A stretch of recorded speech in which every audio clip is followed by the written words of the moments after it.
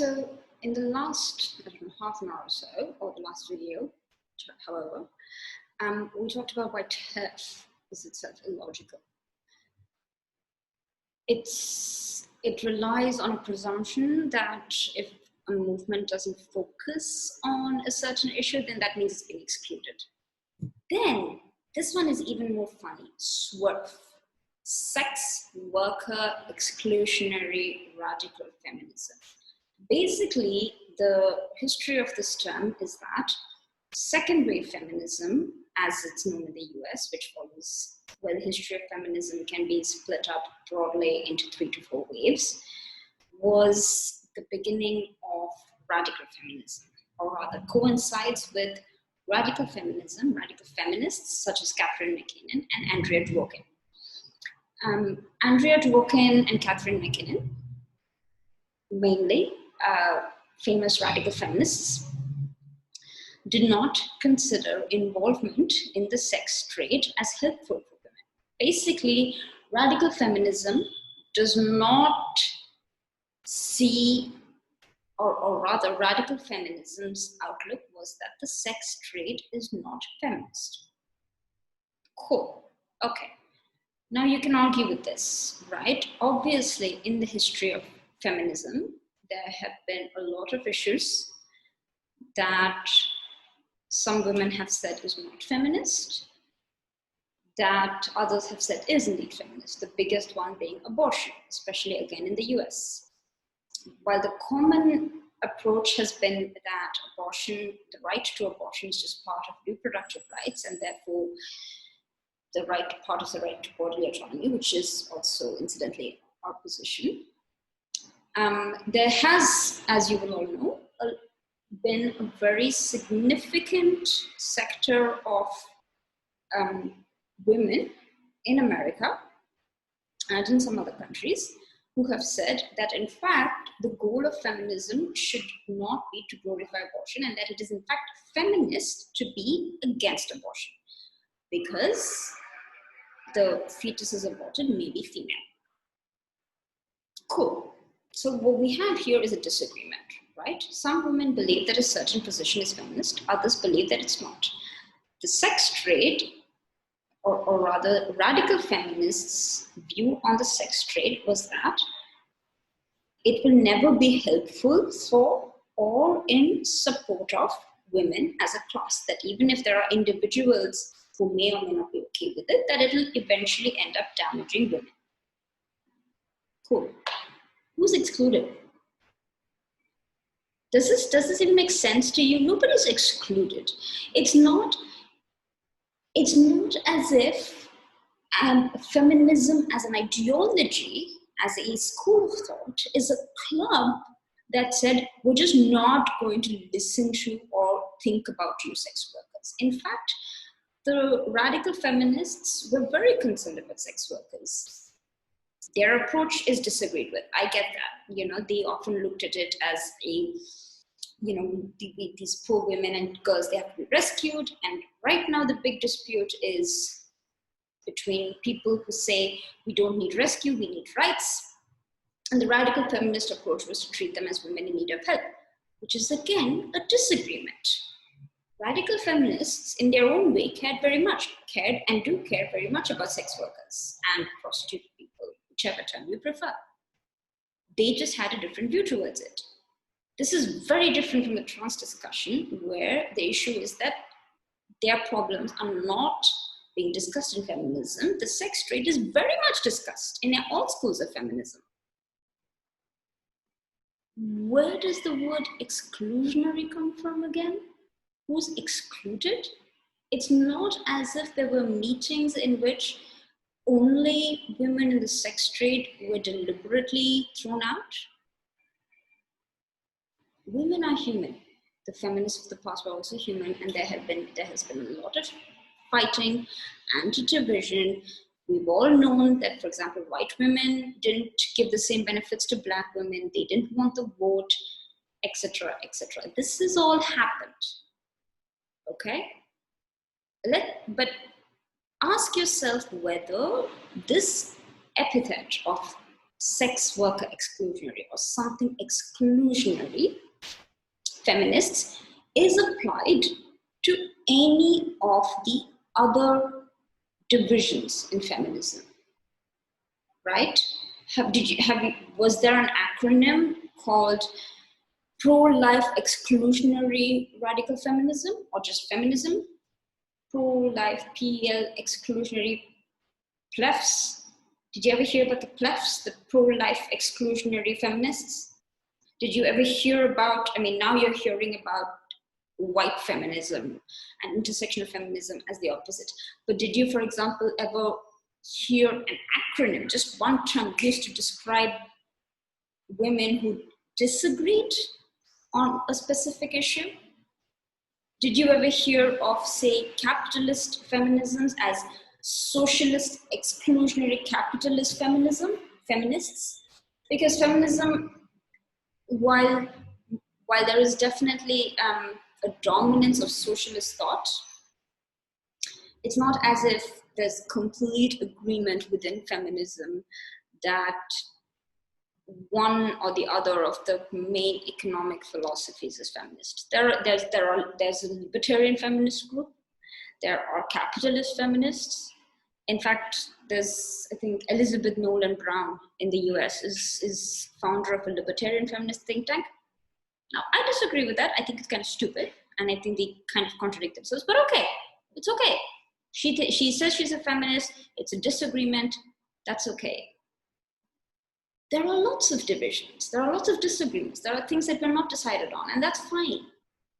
But of all the disagreements within feminism, of all the things that we haven't managed to, say, reach consensus on or have a unified approach on, only one position was extracted and turned into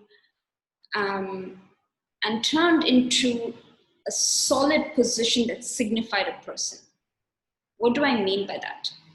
When someone says, oh, well, there are feminists who exclude sex workers, what do they normally mean? They just mean you disagree with our view of sex work. But they don't say that. They say you excluded us. From what, the high priestess tea? No, we disagree. That's okay. That still means feminism is about both groups. If there is any group in the world that can say, oh, feminism excluded us, it's the conflict between religious women, right-wing women, especially as you see it in the US, and feminists, because feminism in the US has traditionally been left-wing, and there are famous women who were right-wing in the past who have condemned feminism. Okay, Phyllis Schlafly, there are the women who fought against the right to vote. Okay, conservative women. Religion is another huge issue. There are disagreements, but nobody took the disagreement within feminism on how religion should be treated. Some feminists believe religion is always harmful to women. Some feminists say, no, it's just about how the religion is, and you can reform it. These are disagreements. And yet I have never heard religion exclusionary feminists, REFs, as an acronym. Why? Religious women do often feel disrespected by other feminists, particularly global southern religions. There's a whole Christianity versus Judaism versus Islam battle always going on. Christian women often feel disrespected, but they didn't say, oh, you excluded us. They say, you don't listen to us. You say I'm not feminist, that's not fair, blah, blah, blah. Okay, but there's no such term. Why is this important? Because you can have hours of discussions, and it is so easy for millions, okay, not millions is an exaggeration, thousands of women and men, especially educated in the Western world, who just get to say SWERF, and the conversation ends. I don't particularly consider it an insult, but I do see the power of that term. That term basically says, you excluded me, bad thing. Remember, as we talked about in the previous video, excluding is bad, bad, bad, bad, bad. So you're a bad person. So I don't have to talk to you anymore. You're not excluded from anything. It's a movement.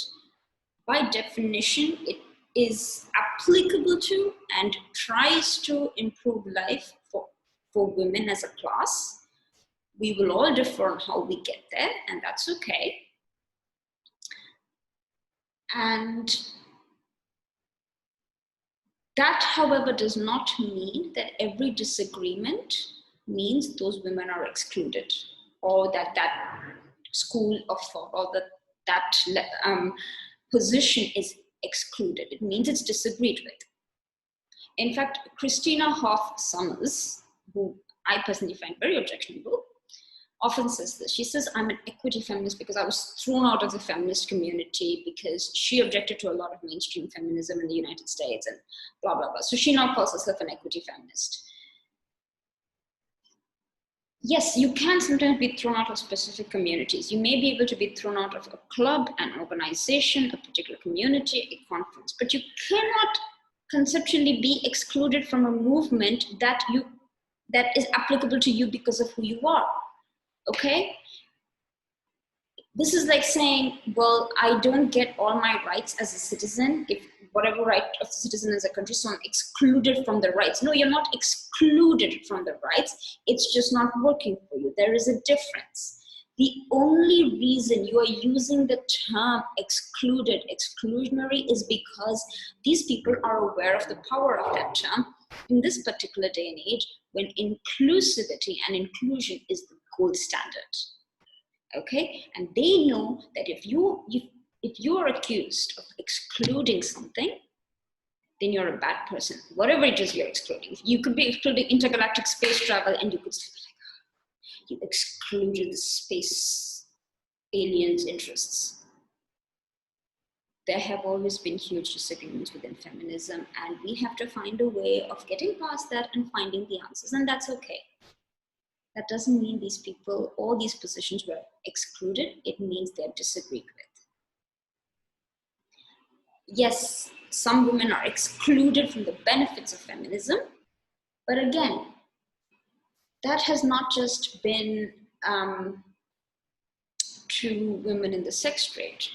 That unfortunate consequence has been there for religious women, for right-wing women, for women who truly believe in capitalism or the free markets, because there's a dominant school on the other side, and they may not always get the benefits of feminism. That's what a lot of women complain, that, oh, I thought feminism was helping everybody, and I didn't get what I needed. This happens, and these are problems that we should solve. But no one else said, or rather no one else came up with a term that was purely designed to say you excluded a whole group of people and their interests from your consideration. If anything, the question of what happens to people in the sex trade is a massive issue within feminism. It's always considered, it's always been talked about. Unlike, for example, the context within which the TERF term is used, where they said, oh, you're not centering our interests and you're not talking about us. The sex trade has always been a huge issue.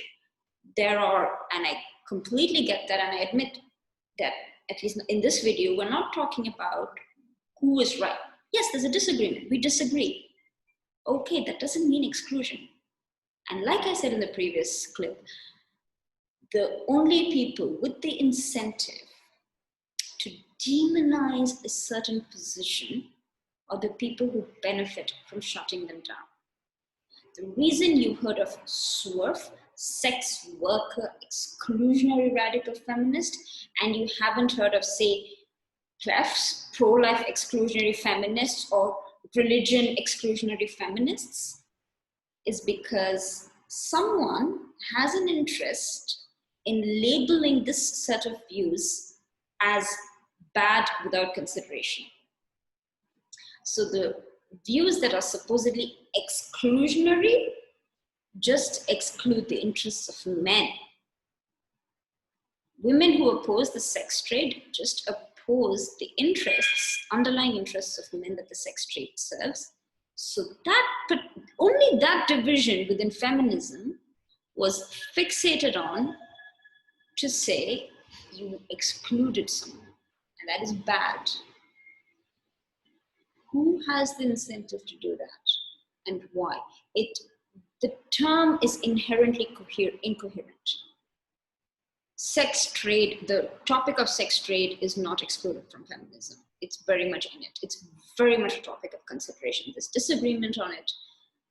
The only reason the people who hold a position contrary to the sex trade are called sex worker exclusionary feminists is because the people using that term are aware that by adding the inflammatory term exclusionary, they can paint these people as bad and not worthy of being heard and not worthy of being in the conversation. Okay, because, and especially in these days, whatever may have been the case in the 70s, all women, even if they're against the sex trade as a concept, support the humanity and dignity and freedom of the women involved in it. It's just completely untrue to say that you don't support our rights or you exclude us. They're not excluded. At the maximum, they're disagreed with. And in truth, most of their interests are the priority. The disagreement is how that should be